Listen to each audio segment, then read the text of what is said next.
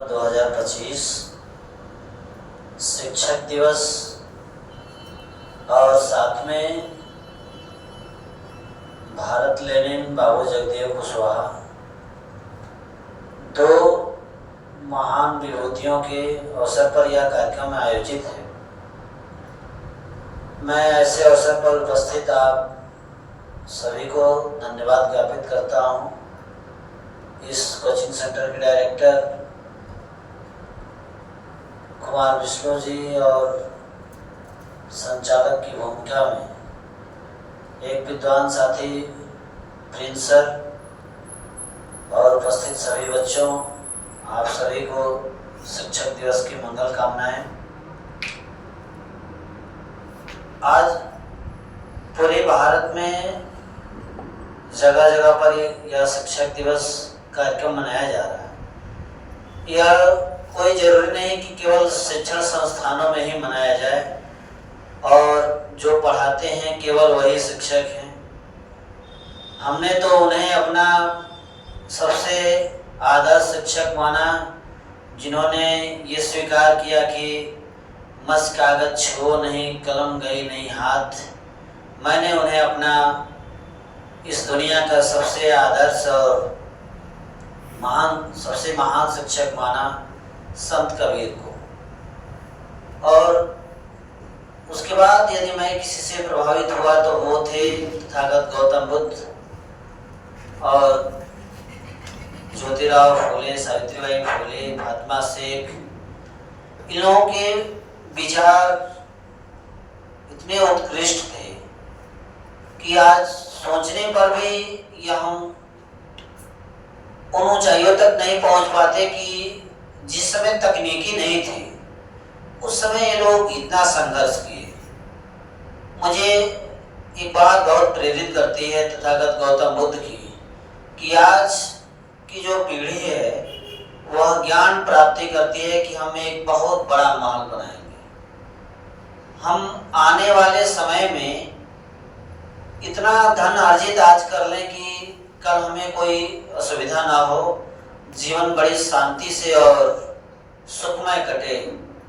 लेकिन दुनिया का एक ऐसा व्यक्ति महामना गौतम बुद्ध पूरे राजपाट का त्याग किया। आज हर कोई शिक्षा प्राप्ति का उद्देश्य राजपाट बनाना चाह रहा है, लेकिन आज से लगभग 2500 वर्ष पूर्व एक व्यक्ति पैदा हुए इसी भारत के कपिलवस्तु में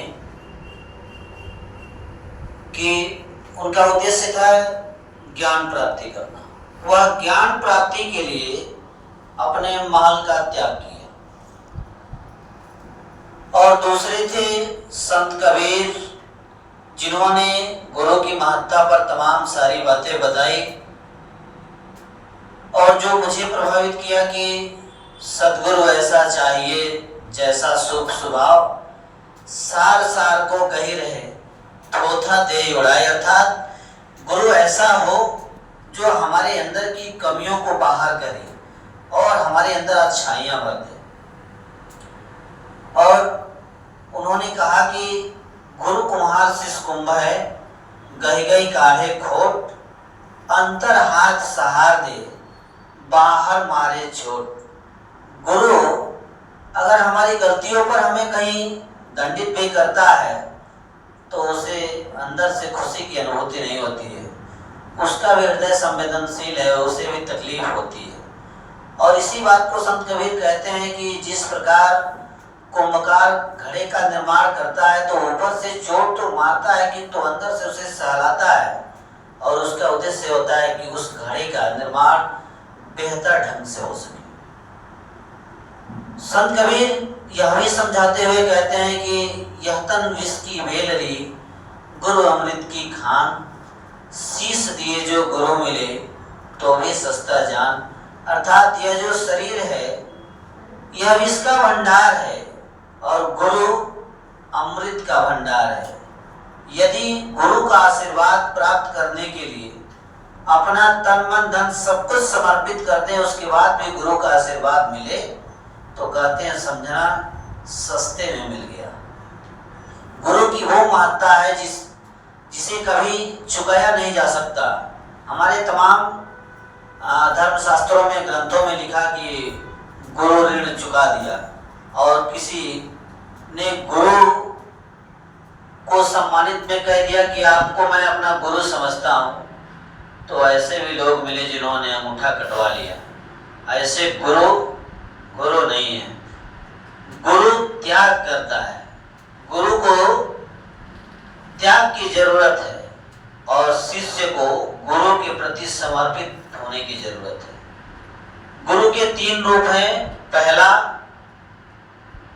शिक्षक, दूसरा आचार्य, तीसरा गुरु। वैसे इस दुनिया में सबसे पहले जो गुरु होती है वो मेरी माँ होती है। दुनिया के सभी रिश्ते, सभी वस्तुओं से हमें परिचित कराती है।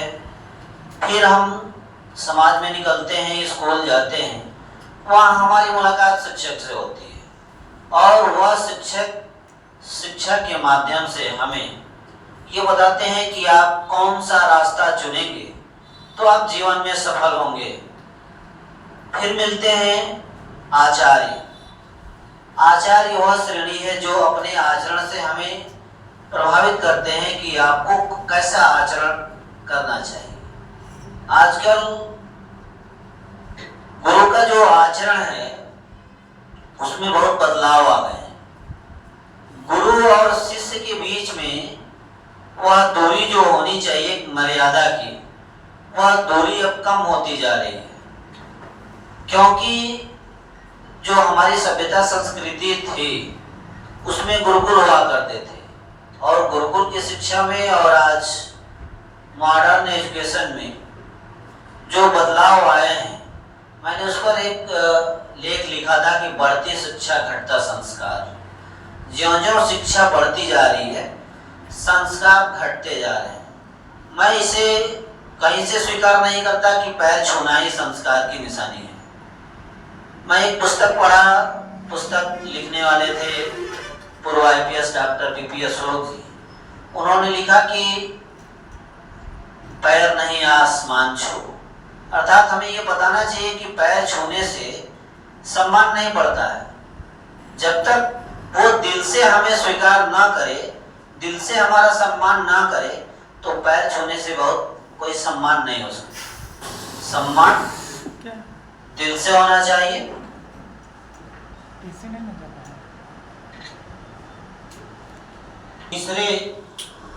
तीसरी जो श्रेणी है वह है गुरु।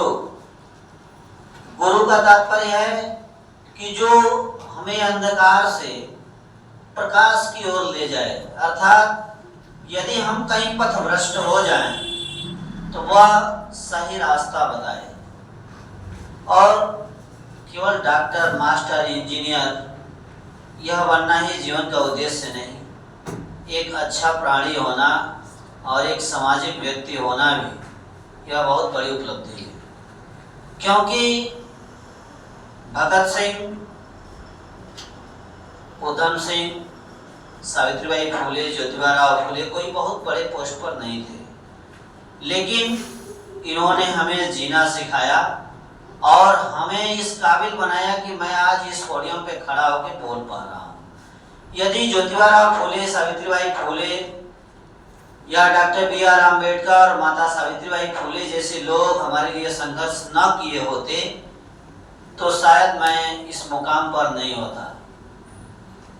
मैं यही कहूँगा कि हर साल यह काम होना चाहिए। मैंने 4 पंक्तियाँ लिखी अपनी कि हर साल यह काम होना चाहिए, और इस इंस्टीट्यूट का पूरी दुनिया में नाम होना चाहिए। दुनिया की लाख बुलंदी पर पहुंच जाओ, लेकिन आपके दिलों में शिक्षक का सम्मान होना चाहिए, सम्मान होना चाहिए। बहुत बहुत धन्यवाद।